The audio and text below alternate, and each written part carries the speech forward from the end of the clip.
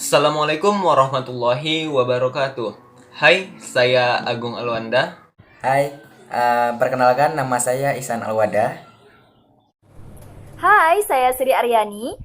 Hai, saya Indri Suntipane. Hai, saya Juni Kartika.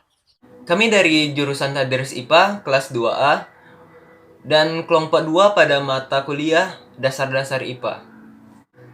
Pernahkah kalian berpikir, jika kalian sudah memakan kerupuk ini, apa proses yang terjadi di dalam perut kita sampai kerupuk ini menjadi urin bagi kita?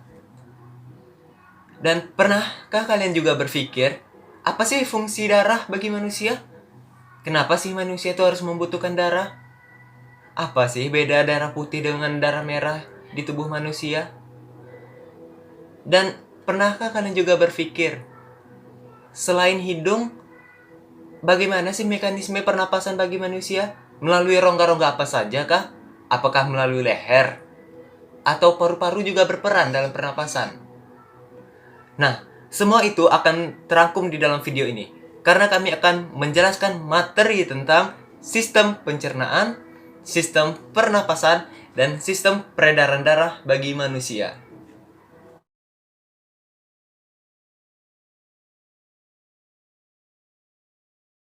Baiklah, untuk kesempatan kali ini saya akan menjelaskan tentang sistem pencernaan pada manusia. Nah, apa sih pengertian dari sistem pencernaan manusia ini?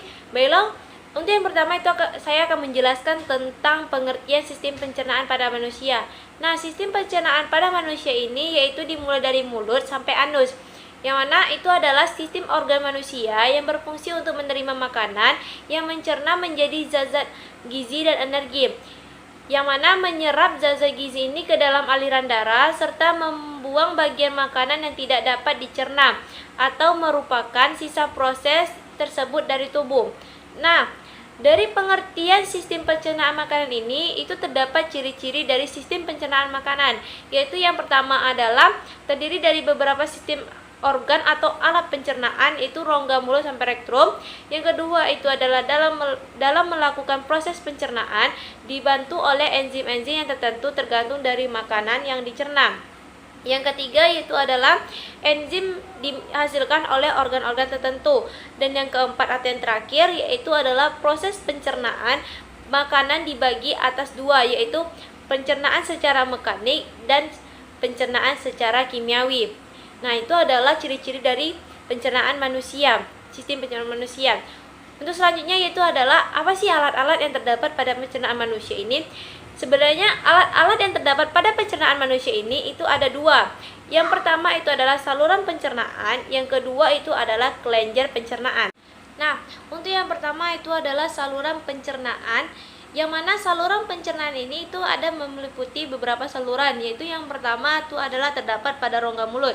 Nah, rongga mulut ini atau capum oris itu yang mana terdapat gigi, lidah, dan kelenjar ludah, yang mana gigi ini memotong atau menghaluskan makanan menjadi bagian yang kecil sehingga mudah untuk ditelan. Selain gigi, di dalam rongga mulut terdapat lidah dan 3 pasang kelenjar air liur.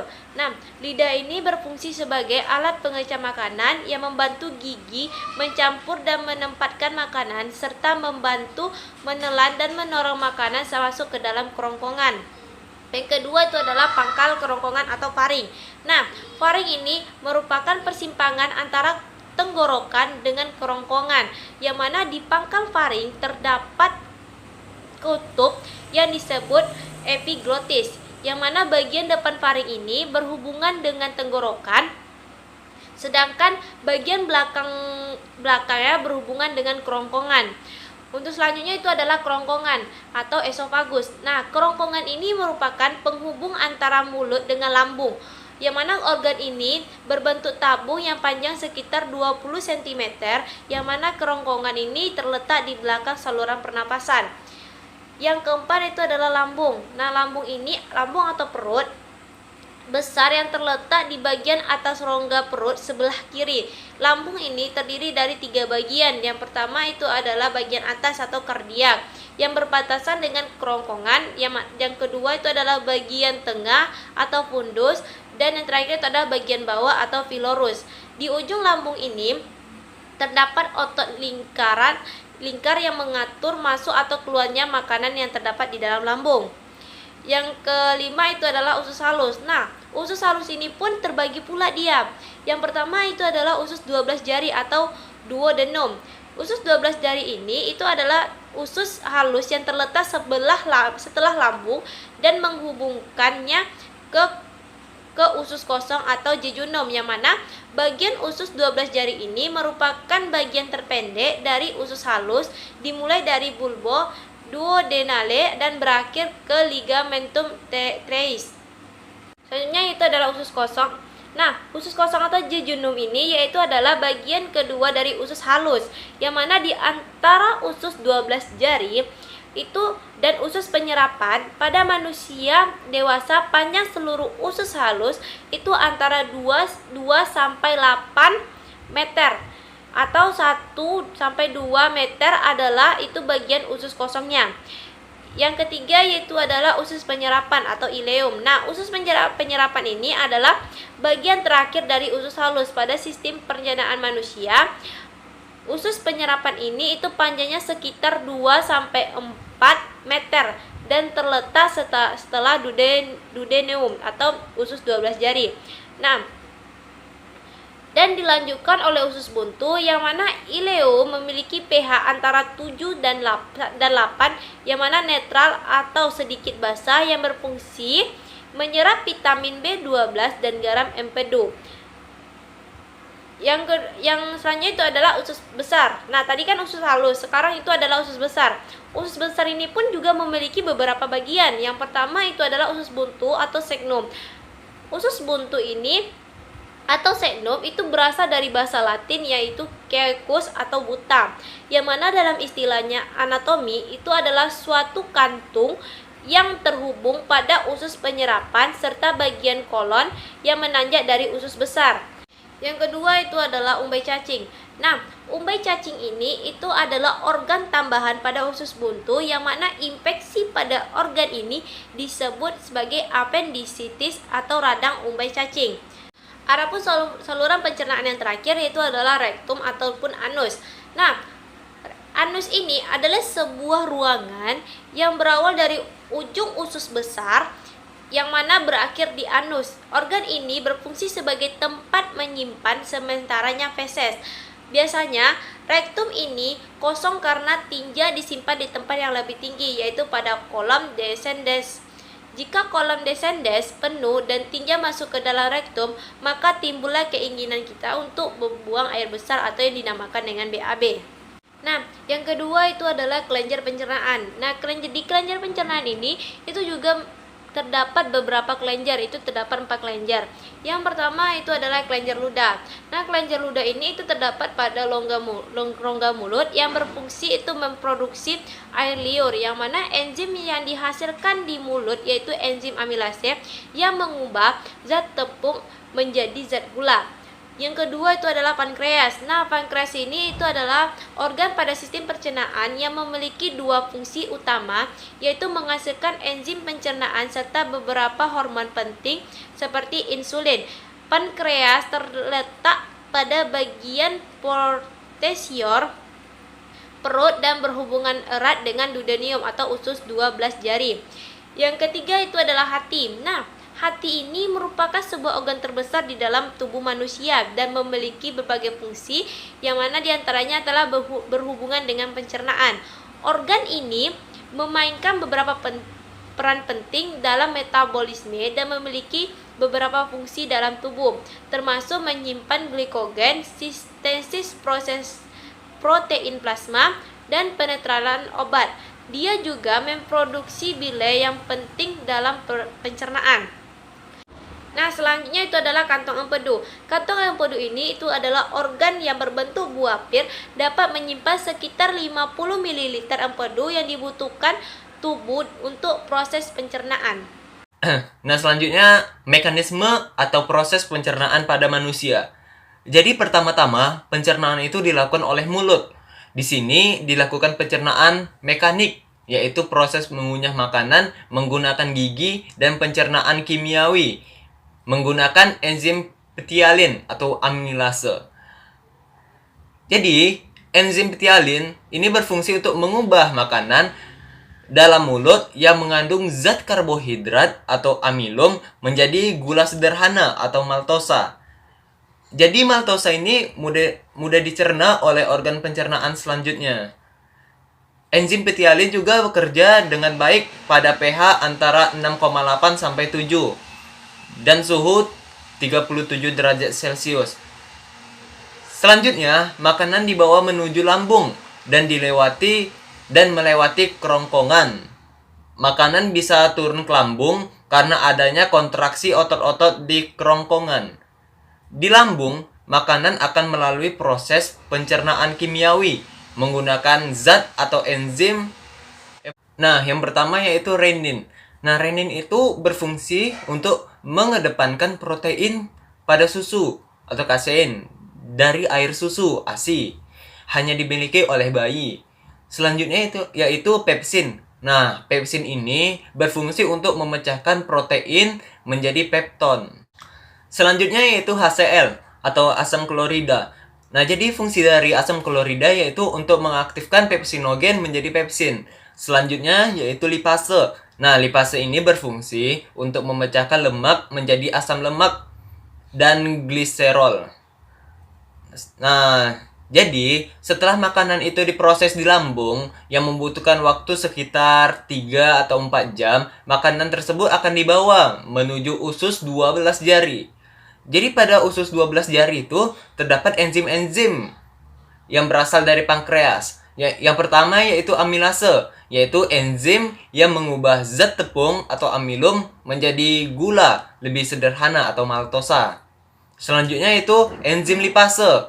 Nah, enzim lipase ini fungsinya yaitu untuk mengubah lemak menjadi asam lemak dan gliserol. Selanjutnya yaitu trypsinogen. Nah, trypsinogen ini jika belum aktif maka akan diaktifkan menjadi tripsin, yaitu enzim yang mengubah protein dan pepton menjadi dipeptida dan asam amino yang siap diserap oleh usus halus. Di dalam usus halus terjadi proses pencernaan kimiawi dengan melibatkan berbagai enzim pencernaan. Karbohidrat dicerna menjadi glukosa, lemak dicerna menjadi asam lemak dan gliserol, serta protein dicerna menjadi asam amino. Jadi, pada usus 12 jari ini, seluruh proses pencernaan karbohidrat, lemak, dan protein diselesaikan. Selanjutnya, proses penyerapan atau absorpsi akan berlangsung di usus kosong dan sebagian besar di usus penyerap. Karbohidrat diserap dalam bentuk glukosa, lemak diserap dalam bentuk asam lemak dan gliserol, dan protein diserap dalam bentuk asam amino. Vitamin dan mineral tidak mengalami pencernaan dan dapat langsung diserap oleh usus halus. Makanan yang tidak dicerna di usus halus, misalnya seperti selulosa, bersama dengan lendir, kedua ini akan menuju langsung ke usus besar menjadi feses. Nah, di dalam usus besar terdapat bakteri Escherichia coli. Nah, jadi bakteri ini membantu dalam proses pembusukan sisa makanan menjadi feses. Selain pembusukan sisa makanan, bakteri E. coli juga menghasilkan vitamin K. Peran dari vitamin K itu sangat penting dalam proses pembekuan darah. Sisa makanan dalam usus besar masuk banyak mengandung air. Karena tubuh memerlukan air, maka sebagian besar air diserap kembali oleh usus besar. Penyerapan kembali air merupakan fungsi penting dari usus besar.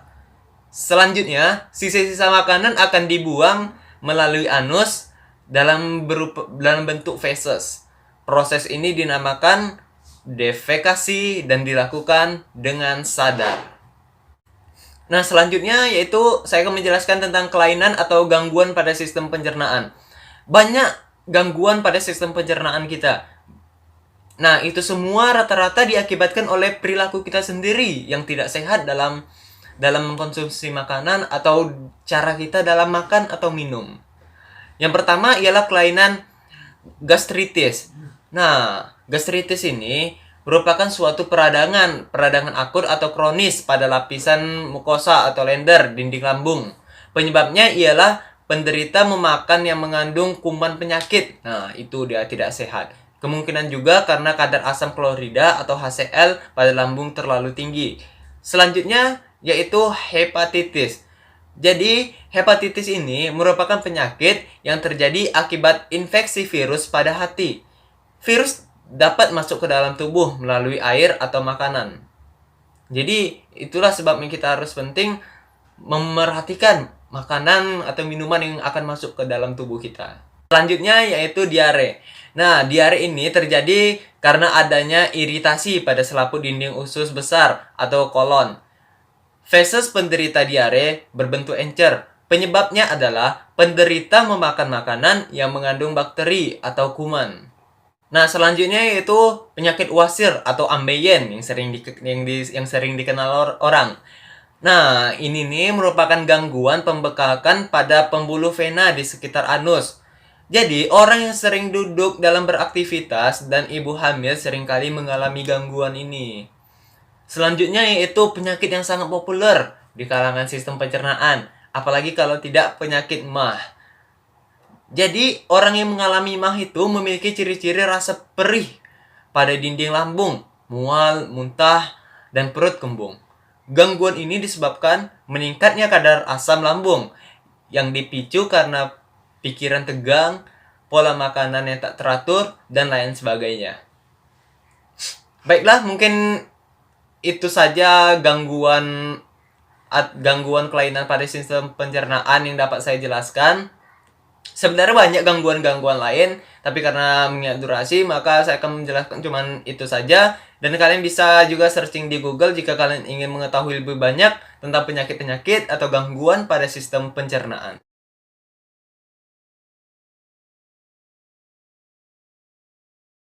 Nah, selanjutnya kita masukin ke materi yang terbaru, yaitu materi sistem peredaran darah.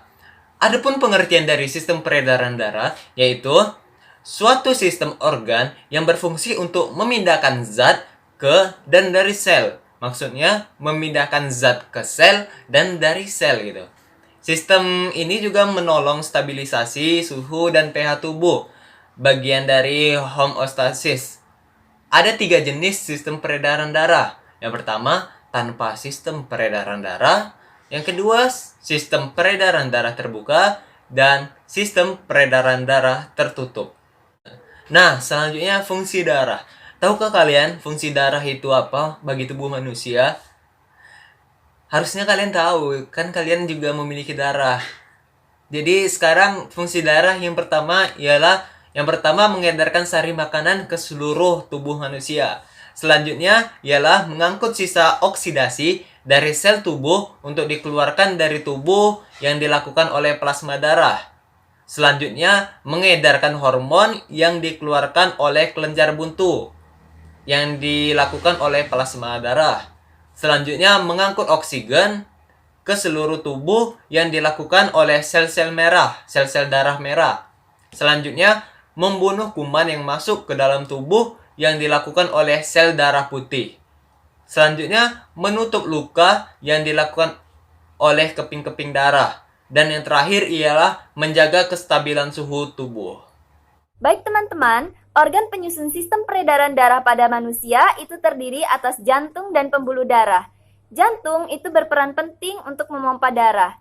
Nah, jantung manusia terdiri atas 4 ruang, yakni atrium kanan dan kiri yang terletak di sebelah atas, dan ventrikel kanan dan kiri yang terletak di sebelah bawah. Antara atrium dengan ventrikel itu ada namanya katup atrioventrikuler. Nah, katup ini dibagi menjadi 2, yang di sebelah kanan ada 3 katup, maka disebut dengan tricuspidalis, sedangkan yang di sebelah kiri hanya ada 2, maka disebut dengan bicuspidalis. Selain 2 katup ini juga ada namanya katup semilunaris yang membatasi antara aorta dengan dengan bilik.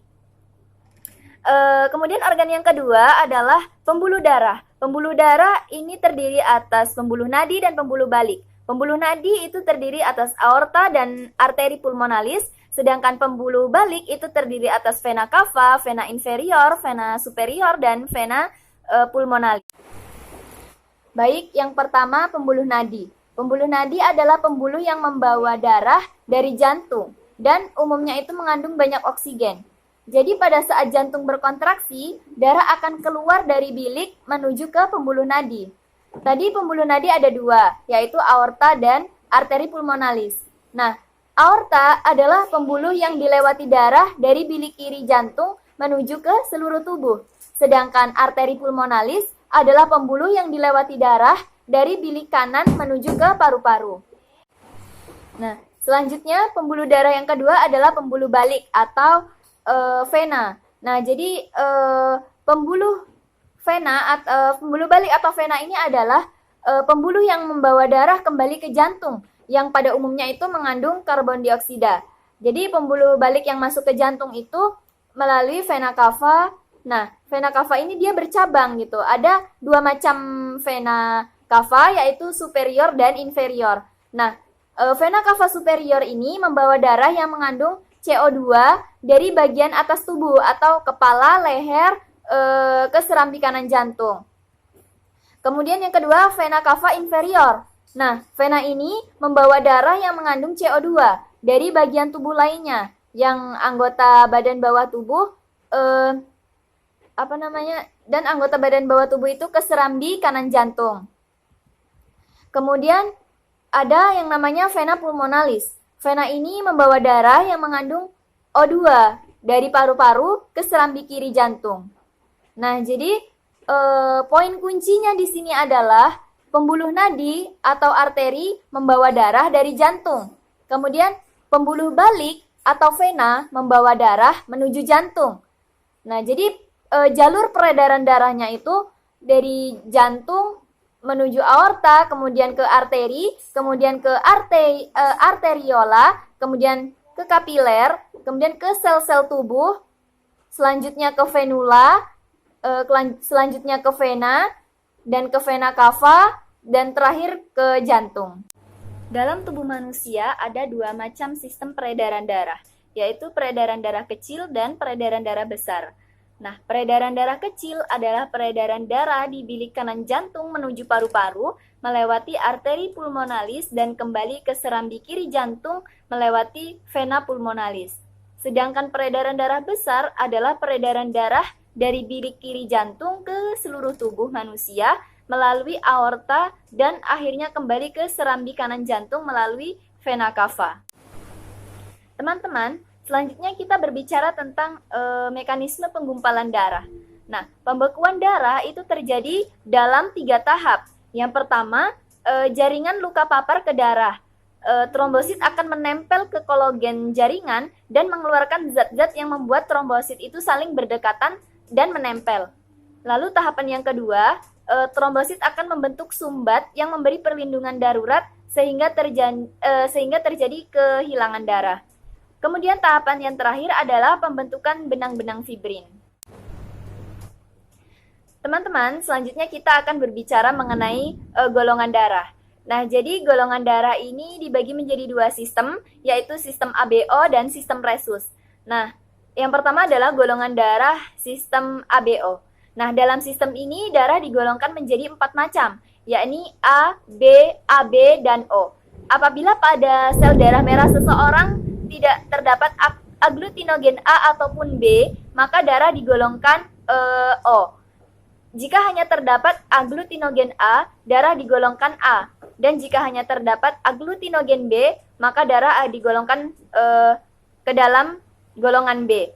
Dan jika terdapat aglutinogen A dan B, maka darah digolongkan ke dalam golongan AB. Kemudian, golongan darah sistem resus. Golongan darah sistem resus ini didasarkan atas ada dan tidaknya aglutinogen resus atau RH, yang disebut juga faktor resus. Seperti itu. Yang selanjutnya adalah tentang transfusi darah. Pada transfusi darah, orang yang menerima darah itu disebut sebagai resipien, sedangkan orang yang memberi darah itu disebut donor. Nah, sel darah yang diberikan kepada resipien adalah senyawa protein. Pada umumnya, transfusi dilakukan kepada orang yang dalam kondisi, misalnya orang mengalami kecelakaan, tubuh terbakar, terus orang yang kekurangan darah akut, serta orang yang mengidap penyakit kronis. Gangguan pada sistem peredaran darah. Gangguan pada sistem peredaran darah antara lain ada beberapa macam. Yang pertama kita ketahui di sini ada varies atau pelebaran pembesaran vena akibat tidak lancarnya aliran darah menuju jantung. Akibatnya darah terkumpul di vena gitu. Jadi dan itu ditandai dengan meningkatnya eritrosit melebihi normal sehingga menjadi lebih kental. Terus menaikkan viskontitasnya dan menurunkan kecepatan aliran darah. Terus kemudian di sini ada yaitu leukemia atau kanker darah. Nah, di sini terjadi karena sel darah putih aktif membelah sehingga produksi leptositnya terlalu banyak dan kemudian menahan sel darah merah. Kemudian di sini ada pada gangguan sistem peredaran darah, hemofilia merupakan penyakit dari sukar membeku. Penderita dapat kehilangan banyak darah hanya karena luka kecil. Penyakit ini bersifat menurun, jadi turun-temurun akibat penyakit tersebut. Yang selanjutnya yaitu ada hipertensi. Dan hipertensi ini terjadi jika sistol darah lebih tinggi dari 120 mmHg dan tekanan distolnya lebih tinggi dari 80. Selanjutnya di sini ada hipotensi. Hipotensi di sini terjadi jika sistol darah kurang dari 120 mmHg dan tekanan distol kurang dari 80 mmHg. Penderita hipotensi dapat mengalami pingsan. Dan selanjutnya di sini ada atherosklerosis merupakan penimbunan lemak pada arteri, sedangkan arterioskosis adalah pembunuh zat kapur atau kalsium di dinding arteri sehingga mengeras. Jadi dari kesimpulan ataupun gangguan pada sistem peredaran darah ini sangat berpengaruh pada sistem atau fungsi dari masing-masing organ atau tubuh.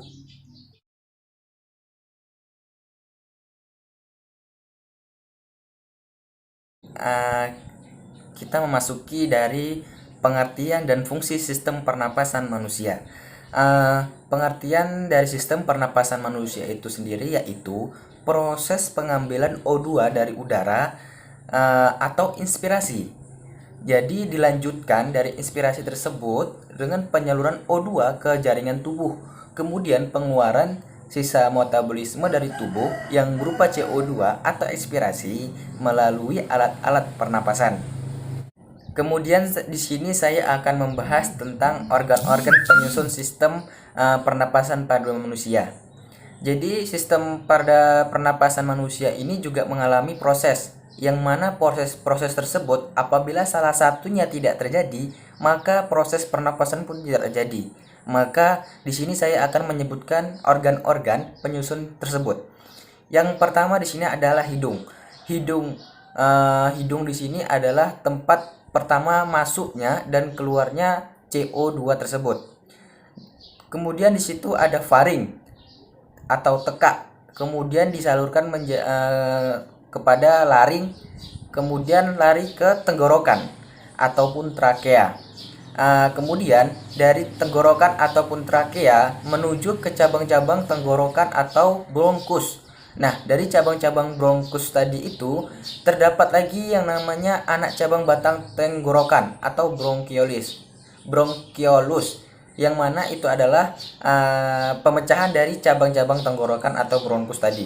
Kemudian dari anak-anak cabang batang tenggorokan tadi disalurkan lagi kepada yaitu paru-paru, organ inti dari pernapasan manusia, yang mana paru-paru di sini berperan inti atau berperan besar pada prosesnya, pada sistem kerjanya, yang mana di sini terdapat pertukaran antara O2 dan CO2 tersebut. Kemudian dengan penyusunan sistem pernapasan yang saya sebutkan tadi, barulah manusia bisa dapat bernapas. Mekanisme pernapasan pada manusia. Yang pertama, udara masuk melalui rongga hidung. Selanjutnya, melalui faring, laring, trakea, bronkus, bronkiolus, alveolus, dan ke sel-sel tubuh. Proses pernapasan terjadi dua proses. Yang pertama inspirasi, yang kedua ekspirasi. Proses inspirasi terjadi jika otot-otot antar rusuk melakukan kontraksi, sehingga tulang-tulang rusuk dan tulang dada terangkat ke atas. Pada saat inspirasi, otot diafragma berkontraksi sehingga letaknya agak mendatar. Diafragma akan mendesak rongga perut hingga 5 cm ke bawah. Akibatnya rongga dada membesar.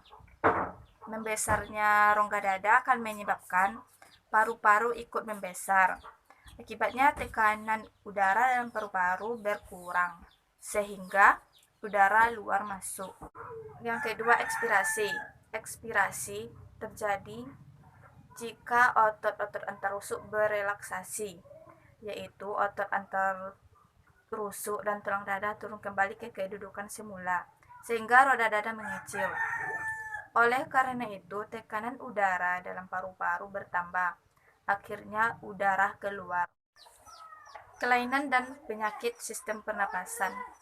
Yang pertama, flu atau influenza. Keluhan utama pada penyakit ini yaitu sakit tenggorokan atau nyeri pada tenggorokan. Seringkali disebabkan oleh infeksi virus, terutama juga dapat disebabkan oleh bakteri. Sehingga untuk penanganannya dibutuhkan antibiotik. Yang kedua, laringitis adalah gangguan pernapasan pada laring atau pita suara. Peradangan yang terjadi disebabkan oleh suara yang berlebihan atau terjadi iritasi atau infeksi pada laring. Gejala umum yang terjadi yaitu hilangnya suara, bahkan suara serak. Yang keempat yaitu bronkitis. Bronkitis adalah peradangan pada bronkus yang merupakan saluran udara dari ke paru-paru. Bronkitis umumnya dicirikan dengan gejala batuk berdahak. Kadang dahaknya itu berubah warna. Yang kelima, emfisema.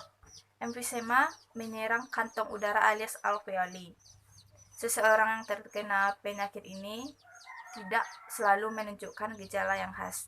Namun, seiring dengan perjalanannya penyakit ini, seseorang akan mengalami sesak saat bernapas. Yang keenam yaitu pneumonia atau disebut dengan radang paru-paru, yang merupakan peradangan akibat infeksi. Gejala umum penyakit ini yaitu batuk berdahak, demam, sesak napas. Ciri lain dari penyakit ini yaitu dahak kental yang dapat berwarna kuning, hijau, coklat, atau bernoda darah. Selanjutnya, kanker paru-paru. Kanker ini sangat berbahaya dan dengan angka kematian yang tinggi. Terjadinya penyakit ini berkaitan erat dengan seseorang yang merokok, baik itu pasif maupun aktif.